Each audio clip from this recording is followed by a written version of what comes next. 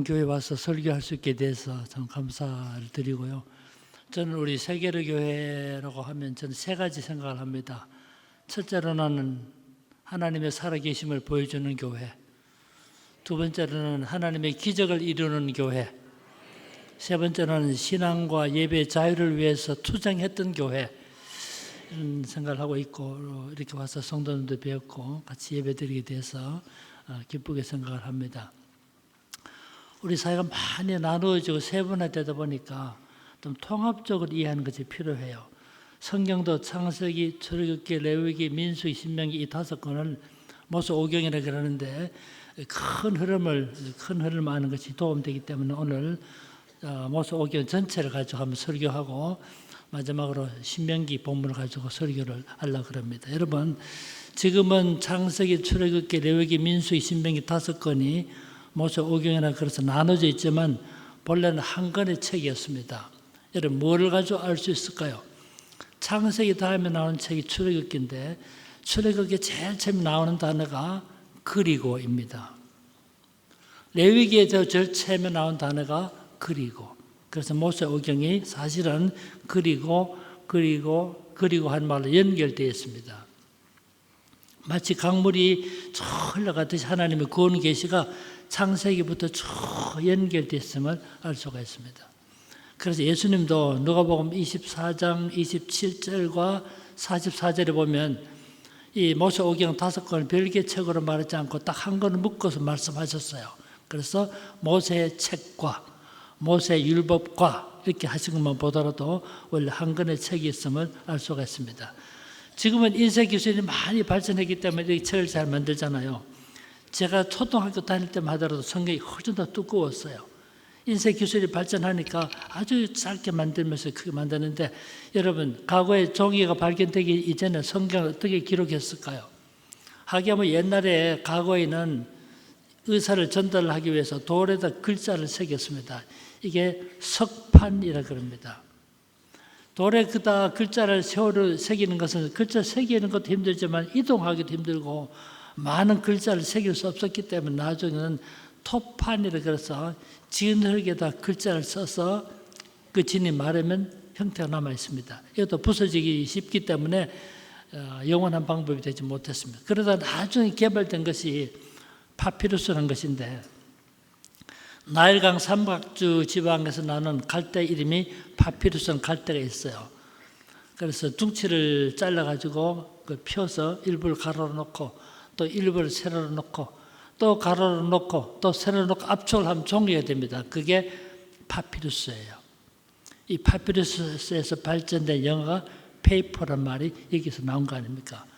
파피루스 정말 좋습니다. 값도 싸고요. 성경이 파피루스의 사본을 기록했는데 파피루스에 기록한 사본이 5,000가지가 남아있어요. 그런데 성경 전부가 고스란히 남아있는 사본은 단 하나도 없을 만큼 파피루스는 습도에 약합니다. 물을 먹었다 말하면 부서지기 때문에 파피루스가 다 부서지기 때문에 온전히 남아있지 못해요. 참 장점이 많은데 값도 싸고 옮기기도 유용하고 다 좋은데 이게 약점이었어요. 그래서 나중에 개발된 것이 양피지 문서입니다. 양피지란 것은 양이나 염소를 잡아먹은 다음에 그 가죽을 가공해서 글씨를 쓰는 거예요. 양피지 문서입니다. 혹시 외국에 다니면서 도서관 가서 보셨겠습니다만 여러분 800년 지나고 1000년 지나도 색깔 하나 변하지 않고 정말 좋습니다. 그런데 뭐가 문제냐면 양피지는 돈이 비쌌어요. 여러분 생각해 보세요. 신약 성경과 구약 성경 다 기록하려면 양을 몇 마리나 잡아먹어야 될까요? 물론 양이 얼마나 큰가에 따라 다를 수 있겠지만 보통 300마리 내지 320마리 양을 잡아야 그래야 성경을 다 기록할 수 있는 거예요. 이 양피지 문서가 신약 성경이 기록될 당시에도 이미 양피지 문서가 사용됐을 보여준 흔적이 있습니다. 사도 바울이 로마 감옥에 갇혀 있을 때 디모데에게 편지 썼잖아요. 네가 올 때 들어와 가보의 집에 둔 겉옷을 가지고 오고 책은 특별히 가죽 종이에 쓴 것을 가져오라 라고 말했을 때 이 가죽 종이가 바로 양피지 문서인 거죠. 이 말은 이미 구약 성경이 양피지 문서에 기록되어 있음을 암시해 주고 있습니다. 그런데 양피지 기록하다 보니까 여러분 양을 300마리, 320마리 잡아야 되죠. 양 한 마리 20만 원씩 계산해 보세요. 얼마입니까 그게? 근데 중세 때 수도사들은 성결 필사하는데 얼마쯤 걸렸을까요? 약 2년이 걸렸어요. 그 인건비 계산하면 얼마나 비쌀까요? 그래서 중세 시대는 성결 필사하면 고가의 상품이 되었던 거예요. 근데 실제로 문제가 뭐냐면 양피지 정말 좋습니다만 문제가 뭐냐면 그것이 재본 방식이 두루마리였어요. 두루마리. 창세기 1장 1절 같으면 찾을 필요도 없겠죠. 근데 오늘 읽었던 신명기 6장만 찾으려 하면 얼마나, 신명기 8장을 찾으려 하면 얼마나 두루마리를 돌려야 될까요? 이런 불편 때문에 창세기, 출애굽기, 레위기, 민수기, 신명기 5권으로 분철하게 된 거예요. 자, 이런 말씀 드리는 이유는 비록 5권의 책으로 나눠져 있지만 하나님의 구원 계시가 마치 물이 흘러가듯이 쭉 연결되어 있기 때문에 그 전체 연결된 구약의 메시지를 이해하는 것은 성경을 이해하는 데 중요한 것이기 때문에 제가 오늘 그 점을 말씀드리려고 그래요. 창세기에 대해서, 출애굽기에 대해서 별도로 다 말하면 좋겠지만 제가 다 계속 빈번하게 올 수 없기 때문에 오늘 모세 오경을 한번 딱 정리해서 하나님의 구원 계시가 어떻게 전개되고 있는가를 이해하는 데 도움이 됐으면 좋겠어요. 아시겠죠? 창세기에는 50장까지 되어 있지만 딱 따지고 보면 딱 두 가지입니다. 1장부터 11장까지는 하나님의 천지 창조, 인간의 타락, 노예 홍수, 바벨탑 사건 등이 11장까지 내용이에요. 창세의 첫 번째 부분은 창조주 하나님과 피조물 인간 간의 바른 관계를 말해주는 것이 창세기의 첫 번째 부분이에요. 하나님만이 창조주시고 우리 모두의 피조물은 하나님을 예배하고 경외해야 할 존재인 것을 말해주는 것이 창세기의 첫 번째 메시지. 창세기 두 번째 메시지가 12장부터 마지막 50장까지 내게 보면 아브람, 이삭, 야곱, 요셉에 대한 사건이 기록됐습니다. 창세기 12장부터 25장까지는 아브람에 대해서, 26장, 27장은 이삭에 대해서, 28장부터 36장까지는 야곱에 대해서, 37장부터 마지막 50장까지는 요셉에 대해서 기록됐어요.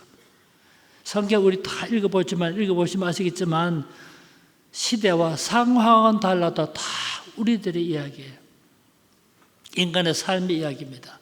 아브라함이 어땠다, 이삭이 어땠다, 야곱이 어땠다, 요셉이 어땠다라고 말하는 것 같지만은 사실 따지고 보면 하나님께서 아브라함을 통해서 무슨 일을 하시는가, 하나님께서 이삭을 통해서 무슨 일을 하시는가를 말함으로써 인간의 삶을 주관하시는 하나님을 증거하는 것이 창세기 두 번째 부분이에요. 시대와 상황은 달라도 우리들 삶 속에 간섭하시고 개입하시고 통치하시고 다스리시는 하나님의 섭리를 보여주는 것이 창세기 두 번째 부분이에요. 하나님이 세상을 창조한 다음에 내몰라라고 하고 뒷짐지고 계시지 않고 피조된 세계에 오셔서 다스리시고 간섭하시고 통치하신다는 사실을 보여줌으로써 창세기 하나님은 과거의 하나님이 아니라 지금도 우리들의 삶 속에 개입하시고 간섭하시고 통치하시고 다스린다는 사실을 말하는 것이 창세기의 중요한 메시지입니다. 이스라엘 백성들이 야곱의 때 애굽으로 이민을 갑니다. 70명의 모든 가산을 정리하고 애굽으로 이민을 갔어요. 이민을 가서 430년이 지난 다음에 모세의 인도를 받아서 애굽을 나와서 애굽을 나오는 출애굽의 사건이 기록된 책이 출애굽기라는 책이에요. 출애굽기는 이런 것도 출애굽기, 애굽을 나온 기록이라는 뜻이잖아요. 출애굽기가 40장까지 되어 있지만 딱 따지고 보면 딱 두 부분이 되어 있어요.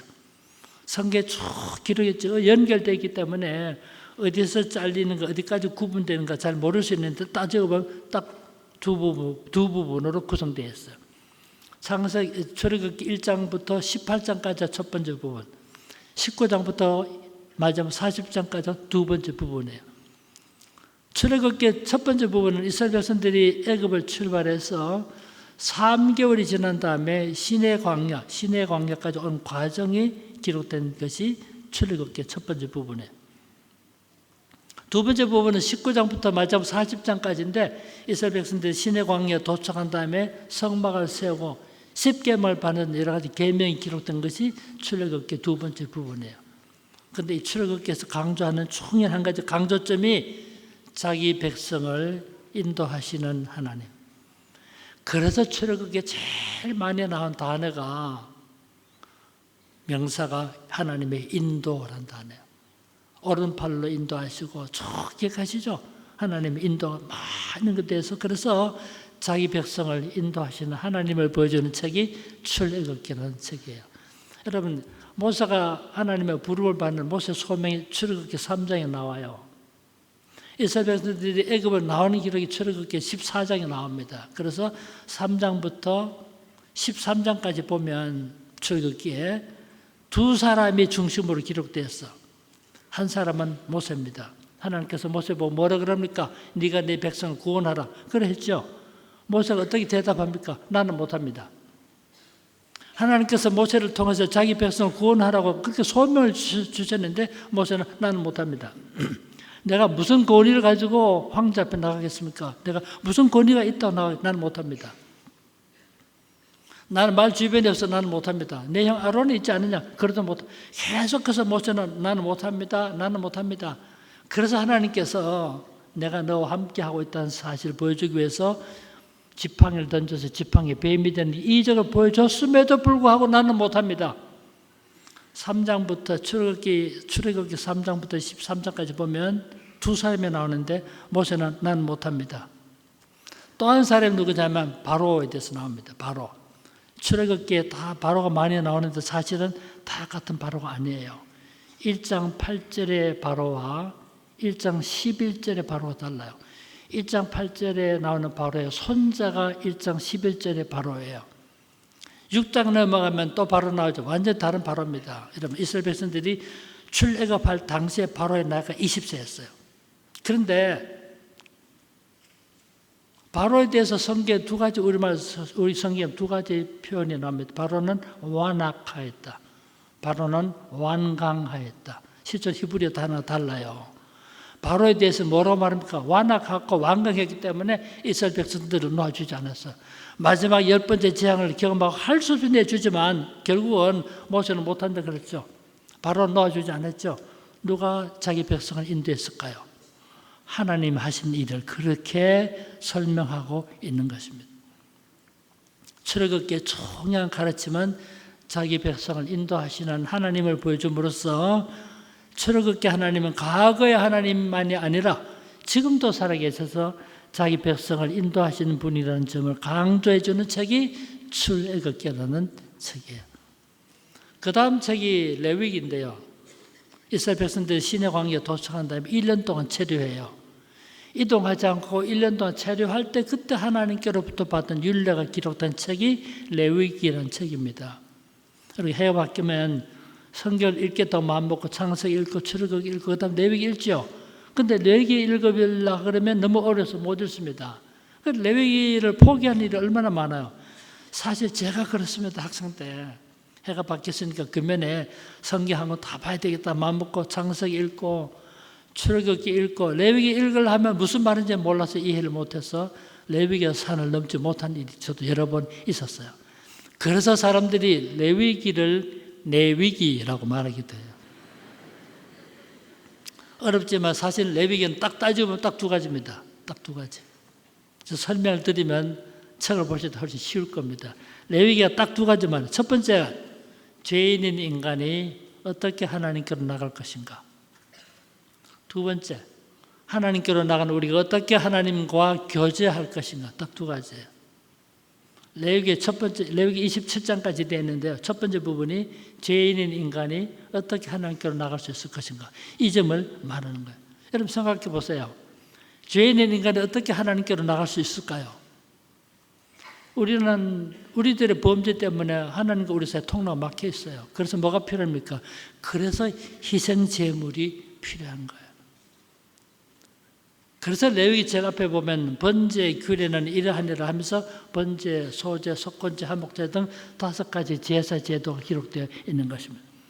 하나님께로 나가 우리가 하나님과 교제해야 되고 사람과 관계 다 필요하기 때문에 첫 번째 부분에서 제사 제도가 기록되어 있고 그 제사 제도 중에 제일 처음에 나오는 가장 중요한 제사가 번제이기 때문에 레위기 제일 앞에 번제에 대해서 설명하고 있는 거예요.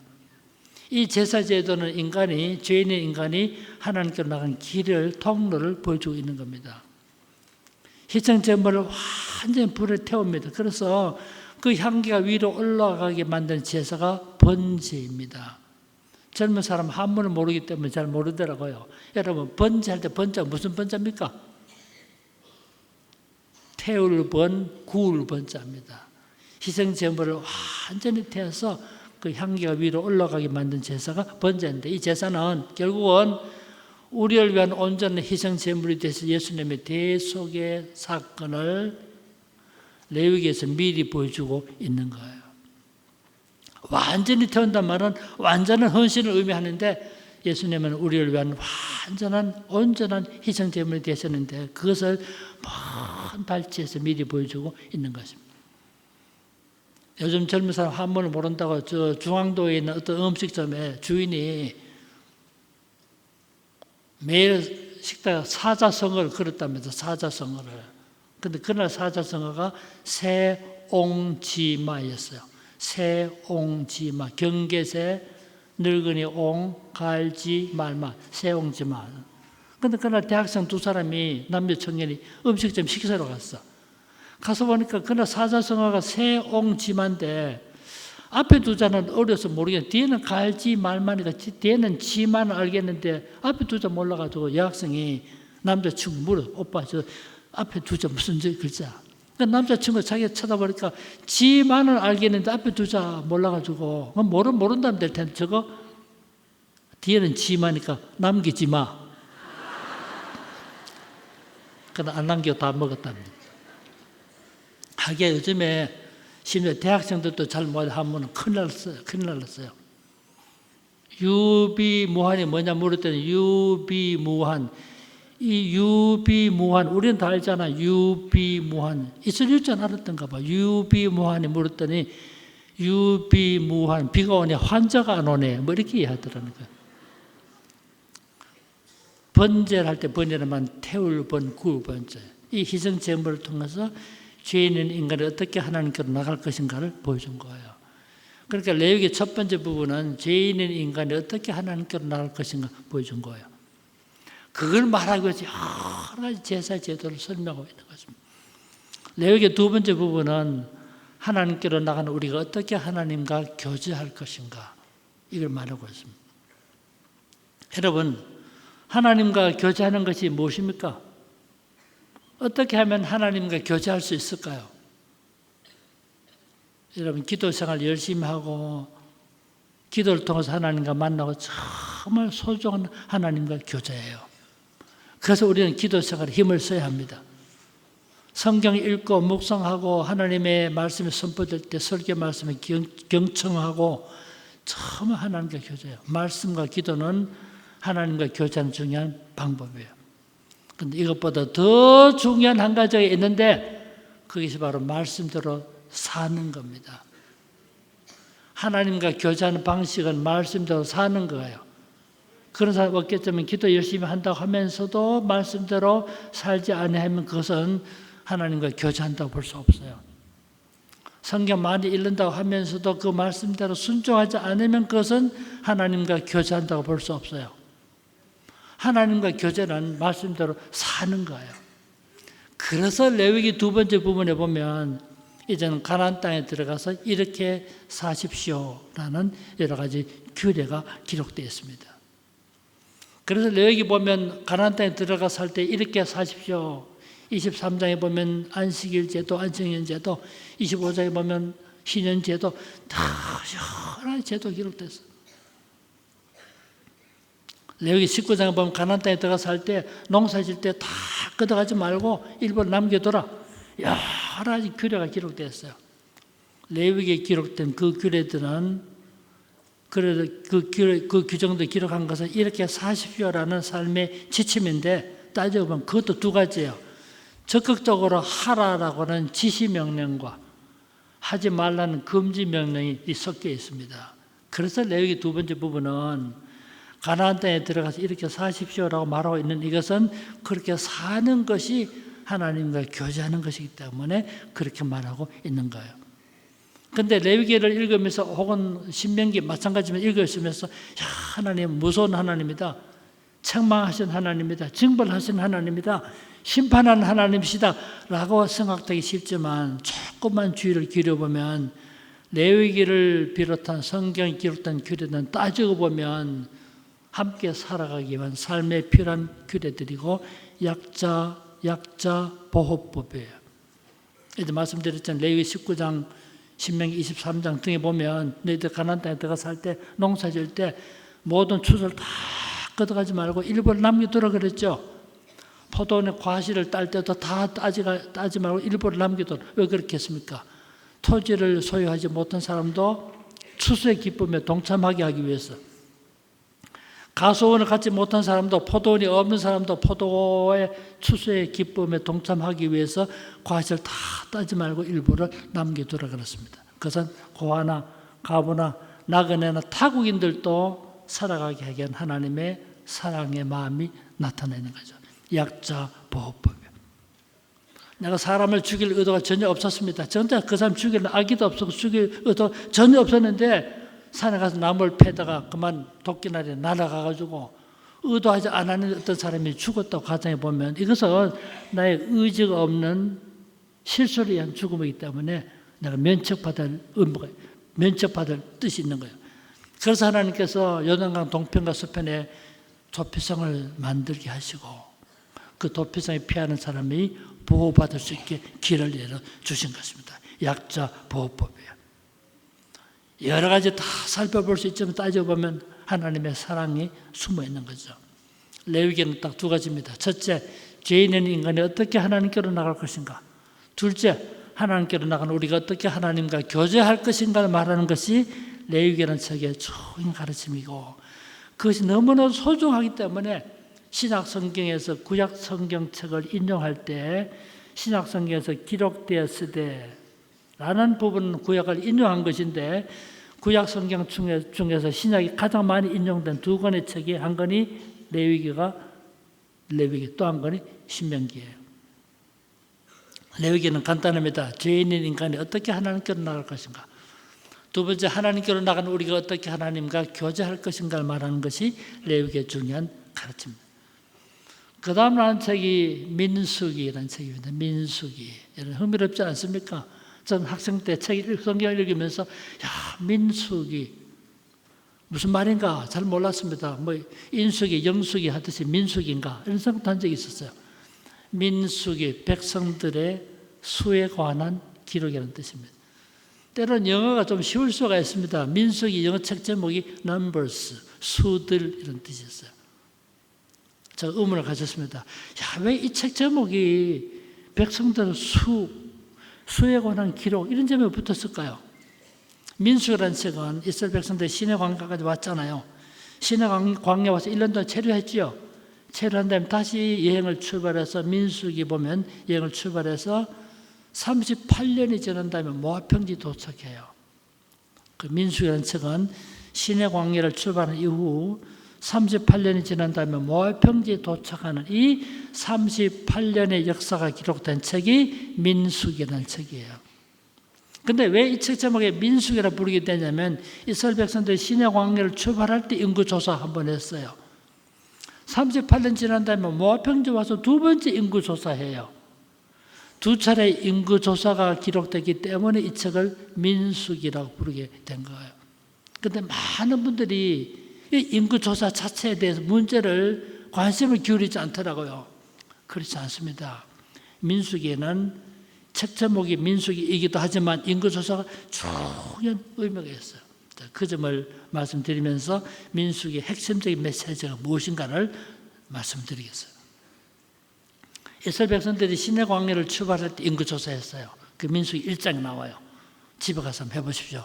다 하나님께서 모세에게 모두 지파별로 진정별로 인구를 조사 그러니까 무슨 지파는 몇 명, 무슨 지파는 몇 명 1장에 쭉 나오는데 1장 46절에 결론이 나오는데 이스라엘 백성들이 시내 광야를 출발할 때 인구 조사해 보니까 60만 3,550명이었어요. 혹시 의심이 가면 집에 가서 1장부터 펴놓고 읽으면서 전사 계산기로 계산해 봐요. 정확하게 60만 3,550명이었어. 이스라엘 백성들이 시내 광야에서 1년을 체류한 다음에 다시 여행을 시작했을 때 20세 이상으로 전쟁에 나갈 수 있는 남자 숫자를 계산해 보니까 60만 3,550명이었어요. 38년 지난 다음에 모압평지에 도착해서 두 번째 인구를 조사했는데 그것이 기록된 것이 민수기 26장이에요.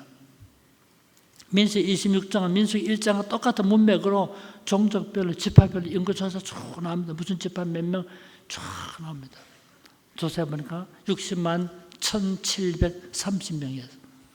60만 3,550명이 시내 광야를 출발했다. 38년 지난 다음에 모압평지 와서 보니까 60만 1,730명이었다. 이게 민수기가 우리에게 제시해준 중요한 정보예요. 문제는 이 숫자를 제시하시면서 뭐를 말하려는 것이 하나님의 의도였을까요? 한 번 더 설명드려 보겠습니다. 60만 3,550명 시내 광야 출발했죠. 38년 지난 다음에 모압평지 왔을 때는 60만 1,730명이었어. 인구는 큰 변동이 없습니다.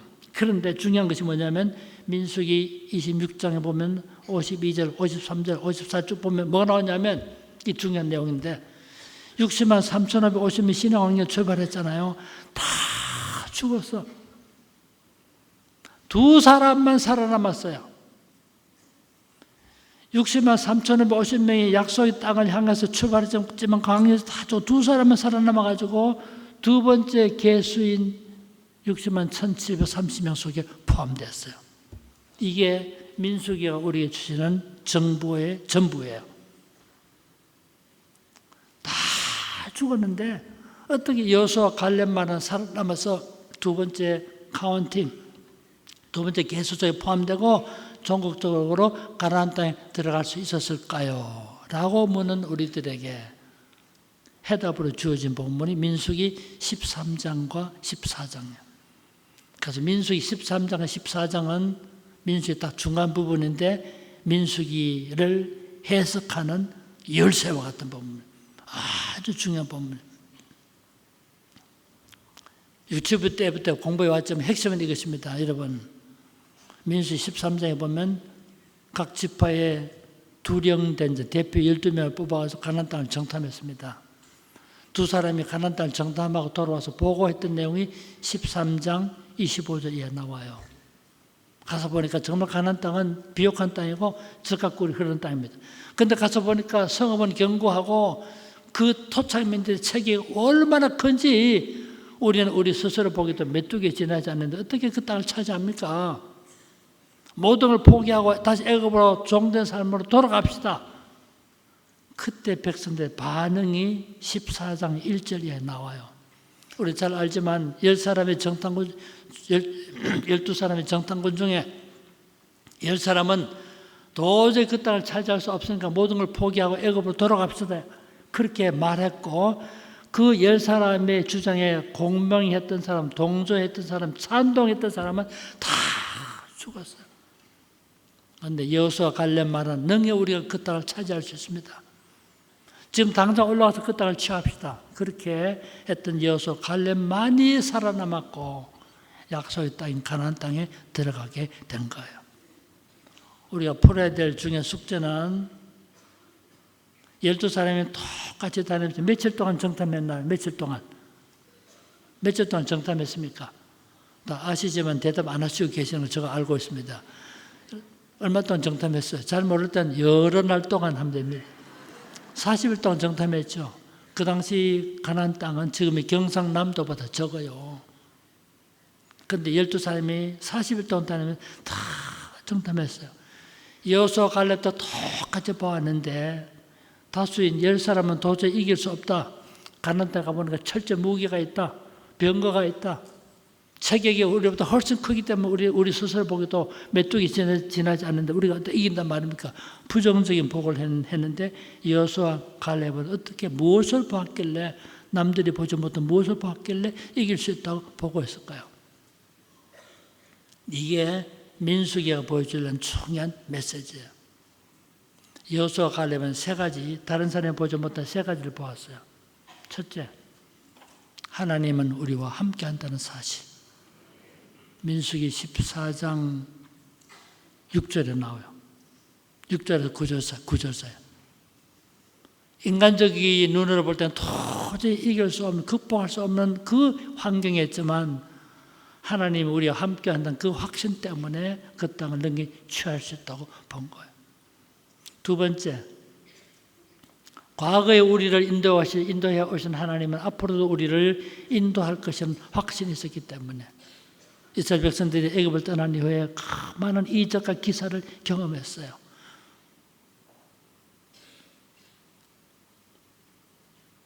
물을 먹지 못해 목말할 때 바위를 쳐서 물을 먹여주셨고, 어두운 밤길 헤쳐가기 위해서 불기둥을 세워주셨고, 그 여름에, 그 더운 여름을 피하기 위해서 구름 기둥을 만들어 주셨던 그 하나님을 경험했는데, 과거에 우리와 함께 하셨던 하나님은 앞으로도 우리를 인도해 주실 것이라는 확신이 있었던 거예요.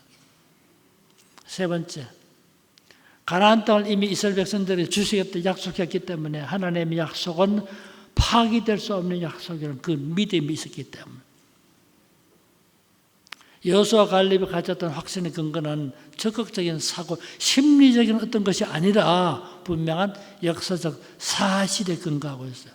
하나님 우리와 함께 한다는 사실, 과거에 우리와 함께 하셨던 하나님은 앞으로도 우리와 함께 하신다는 사실, 세 번째, 우리를 향한 하나님의 약속은 파기될 수 없는 약속이라는 이 믿음 때문에 여호수아 갈렙은 능히 이길 수 있다고 보았고, 그렇게 보고했던 여호수아 갈렙은 살아남아서 약속의 땅인 가나안 땅에 들어가게 된 거예요.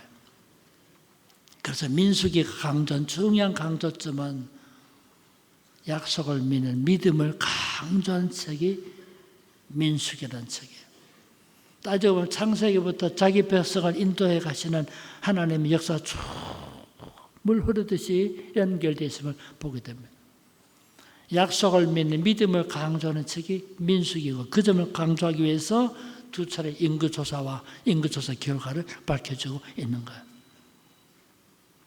이스라엘 백성들이 38년의 역사를 마감하고 모압평지, 마지막 모압평지에 모였습니다. 모압평지에서 마지막 2달을 보내야 돼요. 이 모압평지라는 것은 어디입니까? 요단강만 거는 가나안 땅이에요. 이 모압평지에서 마지막 2달을 보냈는데, 그때 하나님께서 주신 율례가 기록된 책이 신명기라는 책이에요. 이스라엘 백성들이 광야 40년, 왜 40년입니까? 애굽의 변방 지역은 람셋을 출발해서 시내산 오기까지 3개월, 시내산에서 1년, 시내에서 출발해서 모압평지까지 38년, 마지막 모압평지에서 2달, 그렇게 합치면 40년이 되는 거 아닙니까? 그런데 이스라엘 백성들은 마지막으로 모압평지에 모여 있습니다. 2달 동안 체를 한 다음에 이제는 모세는 죽고 느보아산에 죽고 여호수아의 인도를 받아 다시 강을 건너고 가나안 땅으로 가게 되는 것입니다. 그런데 모압평지에서 마지막 2달 동안 체력하고 계실 때 하나님께서 모세 입을 통해서 긴 훈계 말씀을 주셨는데, 이게 오늘 제가 집중적으로 말씀드리려고 하는 신명기라는 책이에요. 여러분 생각해 보세요. 40년간의 방황 세월을 마감하고 이제 곧 있으면 가나안 땅에 들어가는데, 가나안 땅에 누가 살고 있습니까? 아주 이상한 습관과 조정 못한 풍습을 가진 이민족이 살고 있는데, 그들과 구별된 삶을 살게 하기 위해서는 하나님의 말씀을 들려줄 필요가 있었던 거예요. 그래서 그 신명기에 보면 정말 장엄하신 하나님의 말씀이 기록되어 있어요. 신명기 읽다 보면 나도 모르게 앉아서 읽다가 나도 벌떡 일어서지 않습니까? 이야, 놀라운 말씀. 신명기를 가리켜서 제2의 율법이라고 합니다.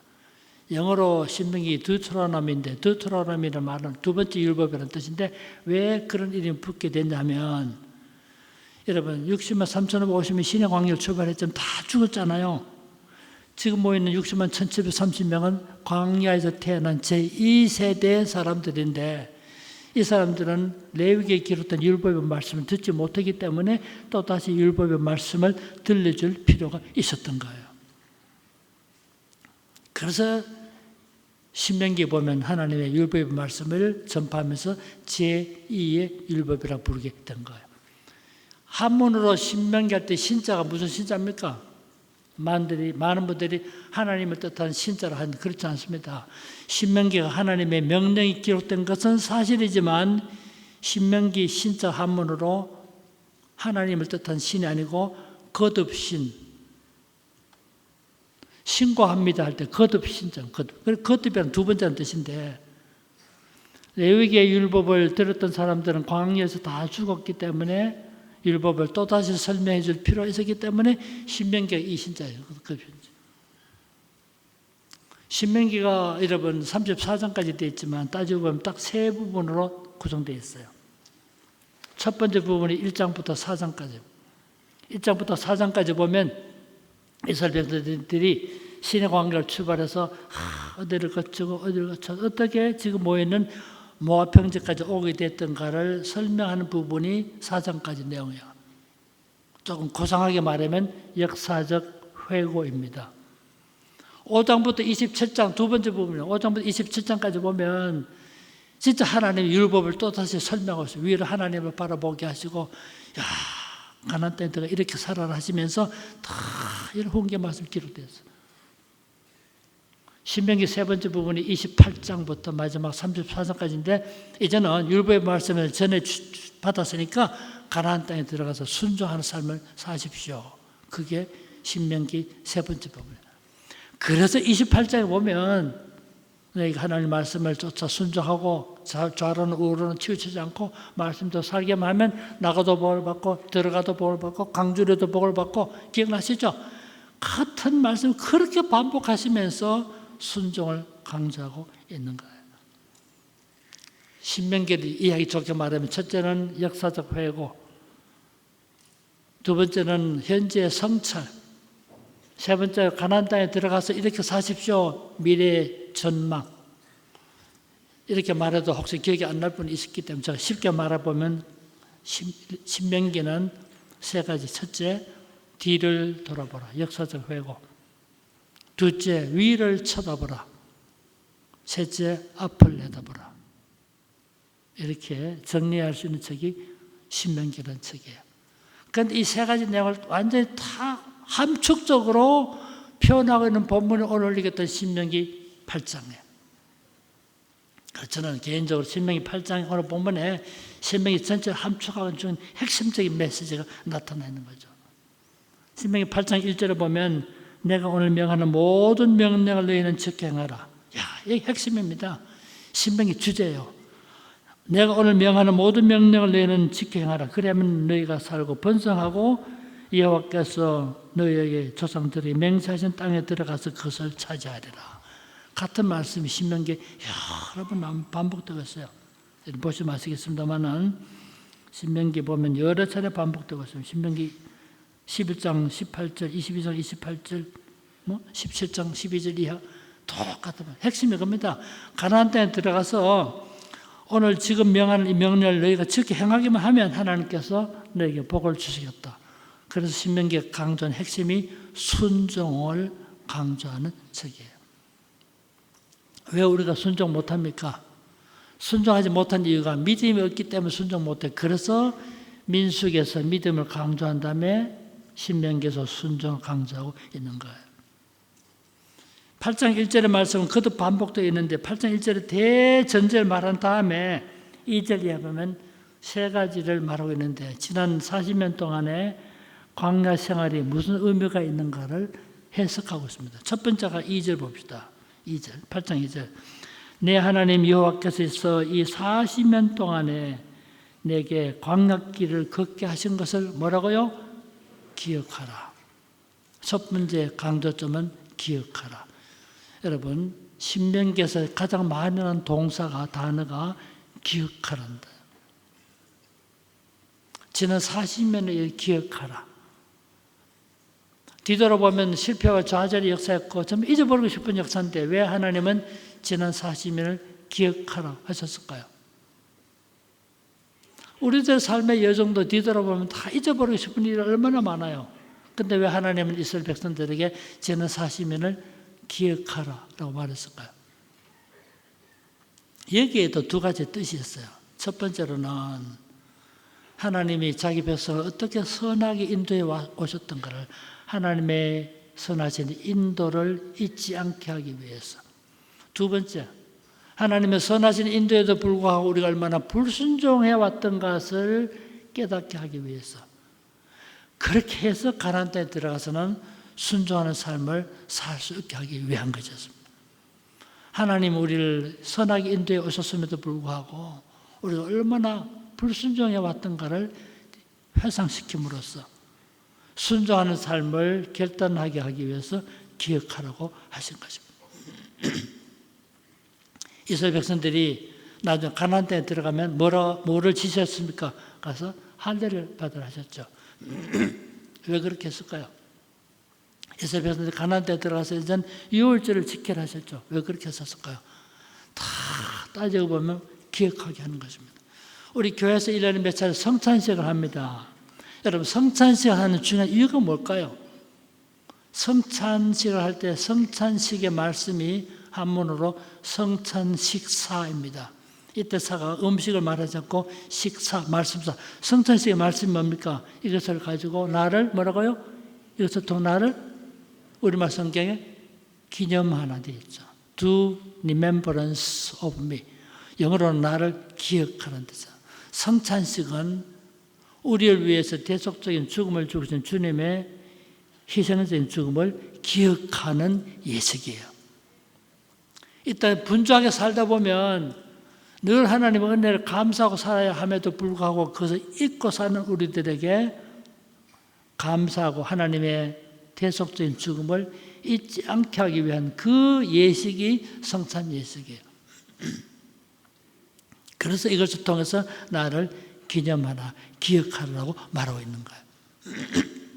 시간이 많이 갔기 때문에 긴 말씀 못 드리겠는데 여러분 이 땅에 살면서 지난 40년을 기억하게 하신 이유는 하나님의 선하신 인도를 기억하고 우리가 얼마나 불순종해 왔던 것을 깨닫게 하기 위해서 그렇게 하신 것입니다.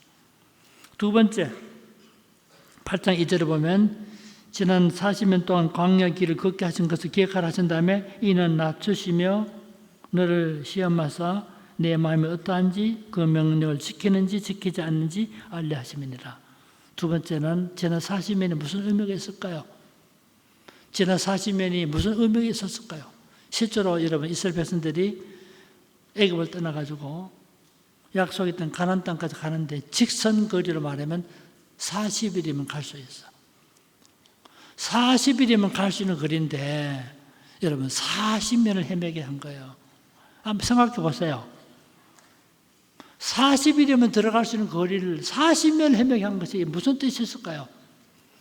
40일이면 들어갈 수 있는 거리를 40년 동안 헤매게 하신 것이 이것을 통해서 자기 백성을 훈련시킨 것입니다. 그 점이 8장 2절에 나오는 내용입니다. 이는 너를 낮추시며 너를 줄이게 하시고 다 훈련시킵니다. 우리도 이 땅 살아갈 때 때로 힘들고 어려운 일을 경험할 수가 있습니다. 때로는 사업에 실패할 수도 있고요. 시험에 낙방할 수도 있어. 이 모든 일을 통해서 우리를 훈련하시는 하나님을 아시길 바랍니다. 때로 힘들고 어려운 일을 당해도 이게 나를 향한 하나님의 훈련이에요. 저도 시험에 떨어져서 낙방해봤고 합격하지 못한 일도 있었고 논문서에 통과되지 못한 일도 있었고 다 이걸 통해서 그나마도 그걸 통해서 좀 이해하게 저도 학교 선생 노릇하면서 공부 잘 하지 못해도 이해하는 마음이 생기더라고요. 그런 경험이 없었으면 다 자기도 모르게 내적인 교만이 있어가지고 그나마도 이만큼이라도 약간이라도 겸손해진 것은 이런 경험 때문에 그런 거예요. 때로 우리가 당하는 어려움과 힘겨운 일들, 때로는 사업의 실패 이런 것들을 통해서 우리를 만지시고 우리를 다듬어 가시는 하나님의 손길인 것을 아시기를 바랍니다. 쉽게 가나안 땅에 들어갔다면 어떻게 했을까요? 우리 본문에도 나옵니다. 이스라엘 백성들 쉽게 가나안 땅에 들어갔으면 교만해져가지고 8장 17절에 보면 그러나 내가 마음에 이르기를 내 능과 내 능력과 내 손의 힘으로 내가 이 재물을 얻었다고 말할 것이다. 이스라엘 백성들 가나안 땅에 쉽게 들어갔으면 얼마나 교만해졌을 거 아니겠습니까? 마치 자기 힘으로 다 한 것처럼 때로 어려움과 질곡과 그 징계와 같은 일을 당하면서도 하나님이 자기 백성을 다 다스리시고 훈련해 오신 것입니다. 우리 삶에도 똑같은 일들이 있을 수 있지만 이것은 따지고 보면 나를 만지시고 다스리시는 하나님의 훈련인 것을 깨닫기를 바랍니다. 마지막 세 번째입니다. 3절에 보면 너를 낮추시며 너를 줄이게 하시며 또 너도 알지 못하면 내 조상들도 알지 못했던 만나를 내게 먹이신 것은 사람이 떡으로만 사는 것이 아니요 여호와의 입에서 나오는 모든 말씀으로 사는 줄을 내가 알게 하려 하심이니라. 이야, 얼마나 귀한 말씀입니다. 한 가지는 세 번째 뭔가 하는 것이 우리에게 가르치기 원했어. 첫 번째는 우리에게 기억하라 하셨고, 두 번째 우리 훈련하셨고, 세 번째 우리 한 가지 중요한 것을 가르쳤습니다. 이스라엘 백성들 40년 동안 광야를 헤쳐나갔지만 농사 지은 적 없습니다. 의복을 제조한 적 없습니다. 신발을 제조한 적이 없습니다. 성경이 뭐라 말합니까? 이 40년 동안에 내 의복이 헤어지지 아니했고 내 발이 부르트지 아니했다. 물집이 생기지 아니했다. 하나님의 말씀에 따라서 순종하기만 하면 모든 것을 다 해결해 주신 겁니다. 어떤 방법으로 의복을 공급했고 어떤 방법으로 신발을 공급했는지는 알 수 없지만 하나님께 순종하고 순행했을 때 하나님께서 다 해결해 주셨던 이 사실을 통해서 농사 짓지 않았지만 만나 메추라기로 먹여주시면서 자기 백성을 인도해 주셨던 것처럼 사람이 사는 것은 하나님의 말씀으로 사는 줄을 가르쳐 주신 거예요.